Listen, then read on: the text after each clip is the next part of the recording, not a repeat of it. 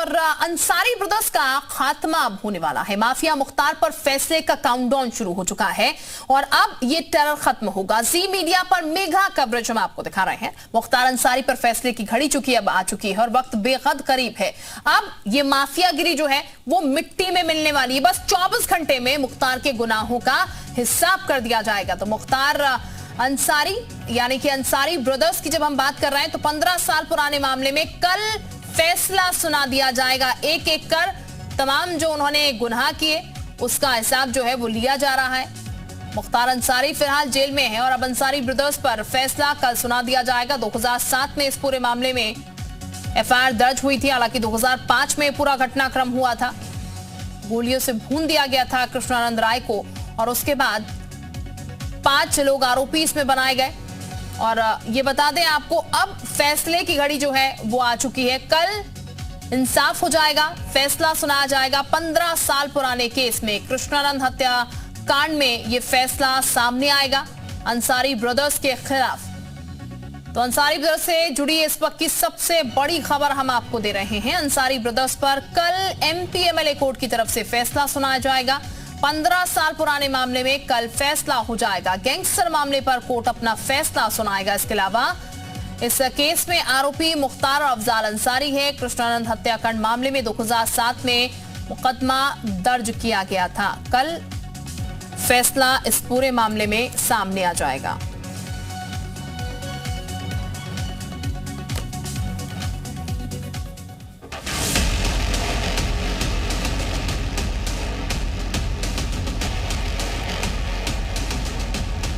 अब माफिया मुख्तार की बारी।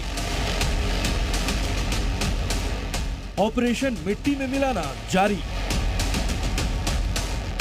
अतीक अहमद के बाद एक और कुख्यात माफिया मुख्तार अंसारी पर सबसे बड़ा फैसला आने वाला है। तारीख 29 अप्रैल, सीएम योगी का प्रण, सांसद में मुख्तार के प्राण। उत्तर प्रदेश के मुख्यमंत्री योगी आदित्यनाथ ने सूबे से माफियागिरी के सफाई का बीड़ा उठाया है। जिन बाहुबलियों के मामले अदालती दहलीज तक पहुंच गए हैं, उनका निपटारा हो रहा है। माफिया मुख्तार अंसारी को लेकर गैंगस्टर केस में गाजीपुर के एमपी एमएलए कोर्ट में सुनवाई हुई है और अब 29 अप्रैल यानी कल शनिवार को फैसले की घड़ी है।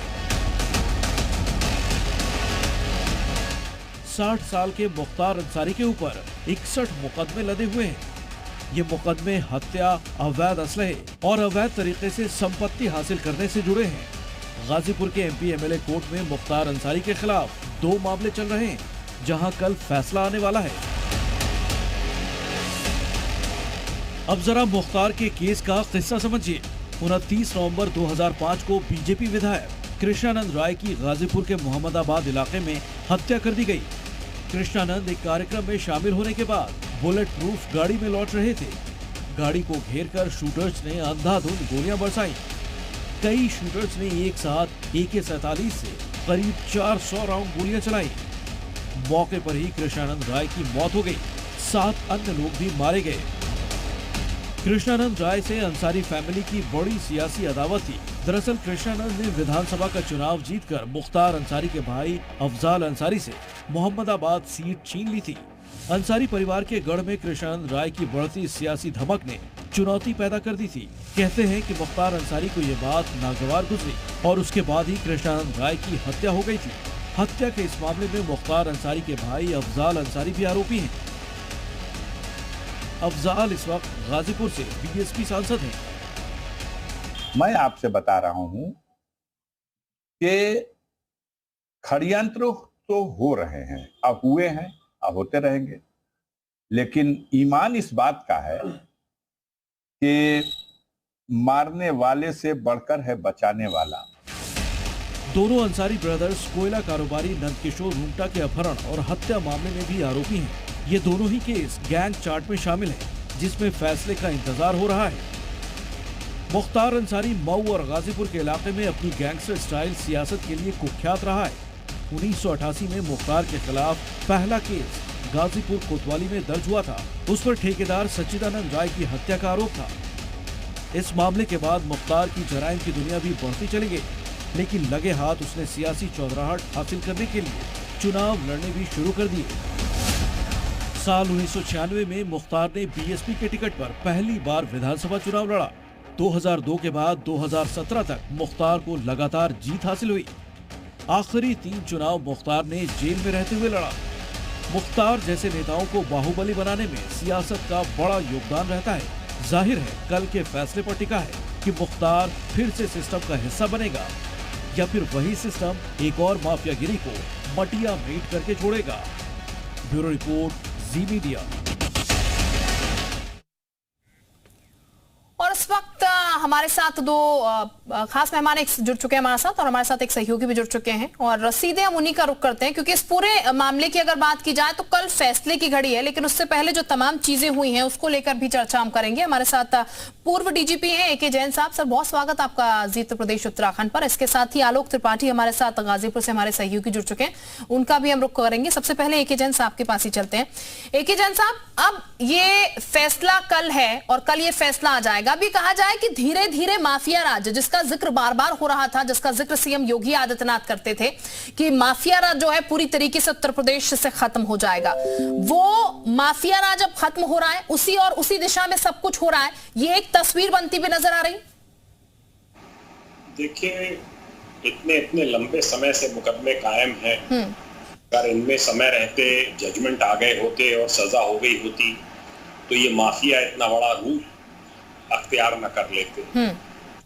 वजह ये थी कि गवाह जाने में डरते थे, गवाहों का अपहरण हो जाता था, हत्या हो जाती थी, वादी मुकदमा पैरवी करने से डरता था, सरकारी वकील पैरवी करने से डरते थे, और देखा ही है हमने कि बहुत से जजेस अपने को एक्यूज कर लेते थे क्योंकि उनको भी इस बात का भय रहता था कि हम इस पचड़े में ना पड़े। ये माहौल अब धीरे धीरे बदल रहा है प्रदेश में। ये एक शुभ संकेत है।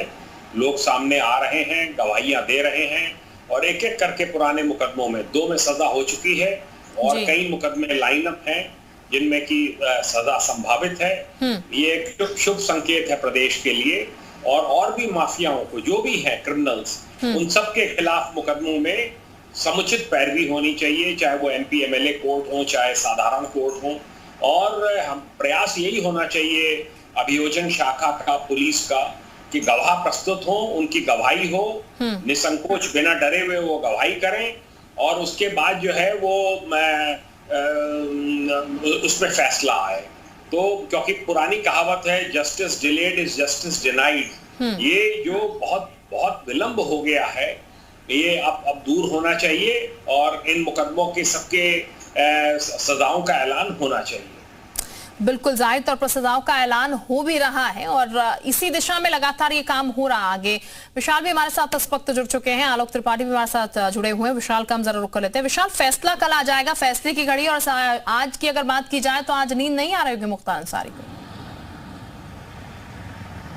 और देखिए, बिल्कुल निश्चित तौर पर मुख्तार अंसारी पर कल फैसला आ सकता है, और सीधे तौर पर MP MLA कोर्ट में गैंगस्टर एक्ट के तहत मुकदमा जो है जो पूरा चल रहा था, उस पर कल फैसला आने की पूरी उम्मीद है। और खास बात यह है कि अफजाल अंसारी भी इस पूरे मामले में आरोपी है, और जिस तरह से पिछली बार हमने देखा था कि अफजाल अंसारी इस बात को लेकर बिल्कुल तय मान रहे थे कि वो जेल जाने तैयार है। मतलब साफ है कि इस पूरे मामले में हो सकता है कि जो अंसारी बंधु हैं इनको जो है दोषी करार दिया जाए, क्योंकि लगातार जिस तरह से इस पूरे मामले को लेकर जो पूरा लगातार पूरा साक्ष्य जो है जुटाए गए, इसके साथ साथ तमाम जो उस वक्त का जो माहौल था, जैसा कि अभी जैन साहब बता रहे थे, तो मुख्तार अंसारी हो या अफजाल हो, इनके खिलाफ कोई बोलता नहीं था। गाजीपुर, मऊ, मोहम्मदाबाद का इलाका जो वहाँ पर कृष्णानंद हत्याकांड हो जाता है, उसके बाद कृष्णानंद हत्याकांड में बाकायदा ये सब बरी हो जाते हैं। ऑडियो सामने आता है जिसमें मुन्ना बजरंगी से जो है बात कर रहा होता है मुख्तार अंसारी, लेकिन उसके बावजूद भी CD जो है वो कोर्ट में नहीं चलती है। तो एक राजनीतिक रसूख जो था उसकी वजह से मुख्तार और अफजाल बचते रहे। लेकिन